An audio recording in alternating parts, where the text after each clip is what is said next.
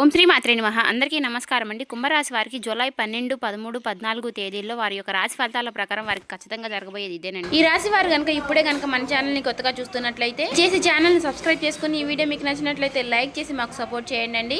మరి ఈ రోజున జరిగేటటువంటి ప్రధానమైన అంశాల గురించి తెలుసుకుందామండి. ఈ రోజు అయితే జాగ్రత్తగా ఉండవలసినటువంటి అంశంగా చెప్పుకోవచ్చు. ఎందుకంటే ఈ రోజున మీ జీవితంలో ఒక డెడ్ లైన్గా ఉండబోతోంది.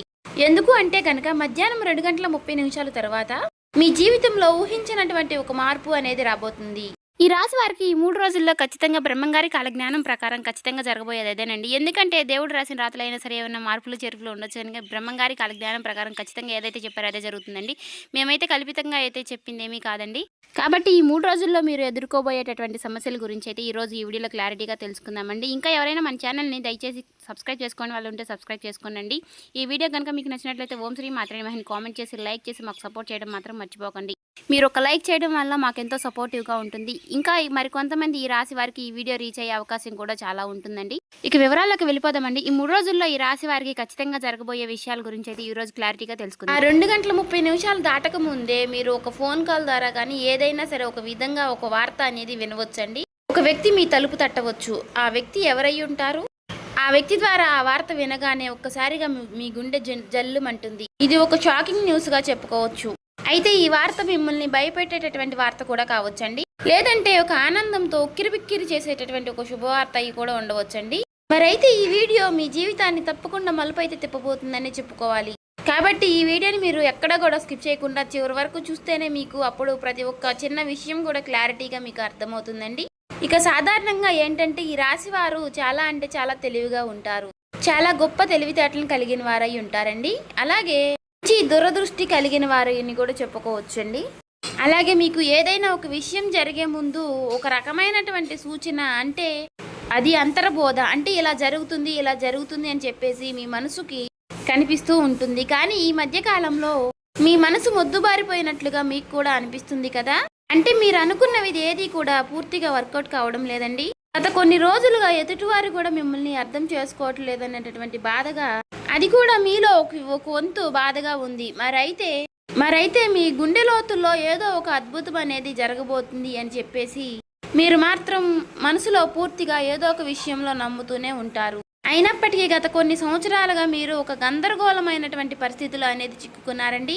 చెప్పాలంటే ముఖ్యంగా ఒక ఆర్థిక పరమైనటువంటి విషయంలో కావచ్చు, లేదంటే ఒక డాక్యుమెంట్స్ విషయంలో కావచ్చండి, లేదా భూమి విషయంలో కావచ్చు. ఇలా మీరు ఎదురు చూపులు చూస్తూ ఉన్నారు. అసలు ఇది జరుగుతుందా లేదా అని చెప్పేసి ఒక రకమైనటువంటి సంఘటనతో సంవిధ్యంలో మీరు కొట్టుమిట్టు ఆడుతున్నటువంటి పరిస్థితులు కూడా కనిపిస్తూ ఉన్నాయండి.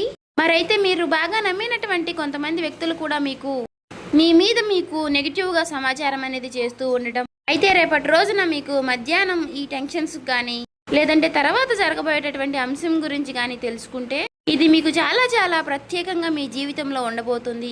ఇప్పుడు అసలు విషయానికి వస్తే కనుక రేపటి రోజున మధ్యాహ్నం 2:30 లోపు మీకైతే ఒక వార్త అయితే అందుతుందండి.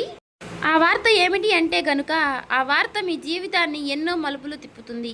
అంటే దీని గురించి మీరు ఎప్పుడో ఆశలు వదిలిపెట్టుకున్నటువంటి ఒక పాత విషయం గురించి ఆ చర్చ అనేది కావచ్చు. అదేంటంటే మీ ఆస్తి తగాదాలు ఏదైనా ఇలా దానికి సంబంధించి మీ యొక్క విజయానికి కారణం కావచ్చు, లేదా ఎంతో కాలంగా మీరు ఎదురు చూస్తున్నటువంటి ఒక విదేశీ ప్రయాణం అయి ఉండవచ్చు.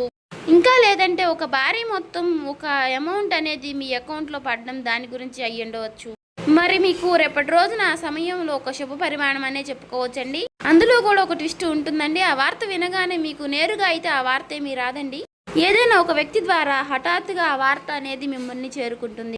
మీ గుండె ఎందుకు జల్లుమంటుంది అంటే ఆ వార్త వినగానే మీ గుండె జల్లుమనడానికి 2 రకాలైనటువంటి కారణాలు అయితే లేకపోలేదండి.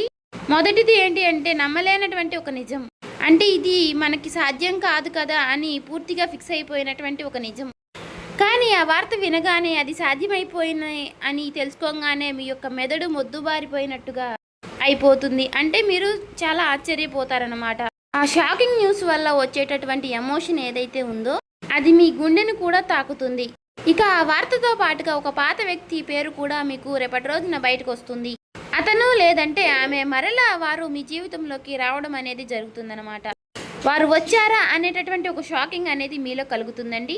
అది ఆనందం, భయం రెండు కలగలిపినటువంటి ఒక రకమైనటువంటి ఒక గొప్ప అనుభూతి లాగా మీకు అనిపిస్తుంది. ఈ అనుభూతి కారణంగా మీకు ఊహించిన విధంగా వచ్చేటటువంటి ఆ ఒక్క వార్త కారణంగా మీరు ఒక్కసారిగా ఆశ్చర్యపోయేటటువంటి అవకాశాలు కూడా చాలా అంటే చాలా ఎక్కువగా కనిపిస్తున్నాయండి.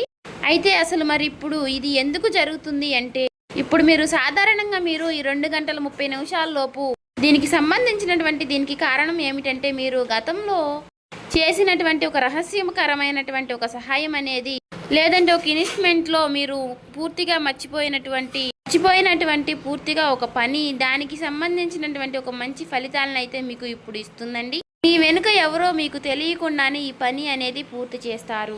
ఎవరు చేసుంటారు అని చెప్పుకోవాలి అంటే మాత్రం ఆ భగవంతుడే చేశారని చెప్పుకోవాలి. అంటే ఈ రోజున కొంతమంది వ్యక్తులు ఆ నిజాన్ని బయట పెట్టాలి అని నిర్ణయించుకుని ఉంటారు. అయితే అందుచేత వారు ఊహించని విధంగా మీకు ఈ ధనలాభం అనేది మీదే, ఈ ఆస్తి కూడా మీదే, దానికి సంబంధించినటువంటి డాక్యుమెంట్స్ కానీ ఇలాంటివి ఏవైనా సరే తీసుకువచ్చి మీకు పూర్తిగా వివరణ అనేది చేస్తారండి. వీటన్నిటిని చూసుకుంటే కొంచెం రెస్ట్ తీసుకునేటటువంటి ప్రశాంతకరమైనటువంటి రోజు అని చెప్పుకోవచ్చు. ఊహించిన విధంగా వారు చెప్పడం వల్ల మీకు కొంచెం ఆశ్చర్యకరంగా అనిపిస్తుంది. అయితే దీనికి మరొక రీజన్ కూడా ఉందండి.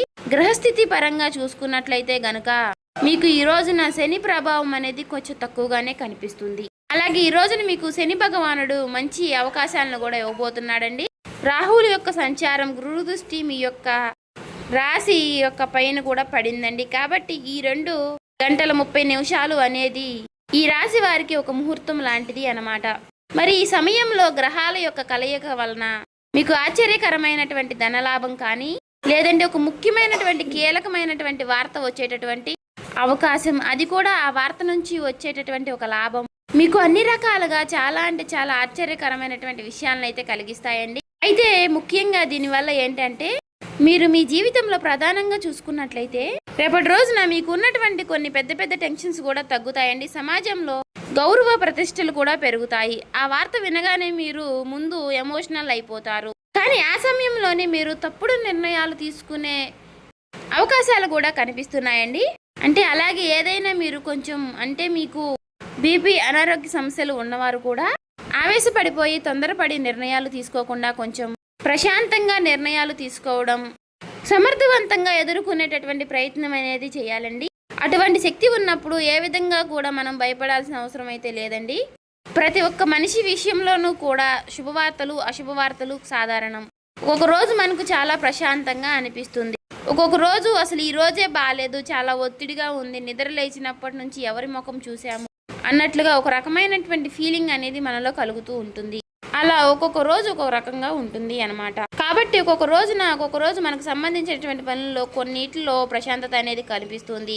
అదేవిధంగా ఒక్కొక్క రోజు మనకు సంబంధించిన పనుల్లో పూర్తిగా డేలా పడిపోతామేమో అన్నట్లుగా అనిపిస్తూ ఉంటుంది. కాబట్టి ఏదైనా మన ఆలోచన విధానంలో మనం తీసుకునే నిర్ణయాలు బట్టి ఉంటుందండి. కాబట్టి ఈ రోజున ఉదయం టైంలో ఆ శివుడి యొక్క ఆరాధన చేసుకోవడం, ఓం నమః శివాయ అనే మంత్రాన్ని జపించుకుంటూ ఉండడం, వీలైతే మీరు శివాలయానికి వెళ్ళి 11 ప్రదక్షిణలు కానీ 21 ప్రదక్షిణలు కానీ చేసుకుని కాసేపు ఆ ఆలయంలో ప్రశాంతంగా కూర్చుని శివుని దర్శనం చేసుకుని మీకు వీలైనన్ని సార్లు లేదంటే 108 సార్లు కానీ ఓం నమః శివాయ అనే మంత్రాన్ని జపించడం వల్ల మీకు ఉన్నటువంటి కొన్ని నెగిటివిటీ అనేది తొలగిపోయి పాజిటివిటీ అనేది పాస్ అవుతుందండి. ఒక మాటలో చెప్పాలంటే మైండ్ అంతా కూడా మీకు కొంచెం రిలీఫ్ అనేది ఇస్తుంది. ఇది ఒక విశేషమైనటువంటి రోజుగా చెప్పుకోవచ్చు. ఇక ఈ రోజు మధ్యాహ్న సమయంలో మీరు ఎవరితో కూడా గొడవలకు కానీ తగాదలకు కానీ పోవద్దండి. ఈ రోజున మీరు నీలం రంగు దుస్తువులు ధరించడం వల్ల మీకు మరింత ప్రశాంతతను ఇస్తుందన్నమాట. అంతేకాకుండా ఈ రోజున మీకు పసుపు రంగు వస్త్రధారణ కూడా మీకు ఎంతో జయం కలిగిస్తుందండి. అలాగే ఈ రోజు మధ్యాహ్నం మీ జీవితాన్ని మార్చేసేటటువంటి ఒక ఫోన్ కాల్ అనేది మీకు వస్తుందండి.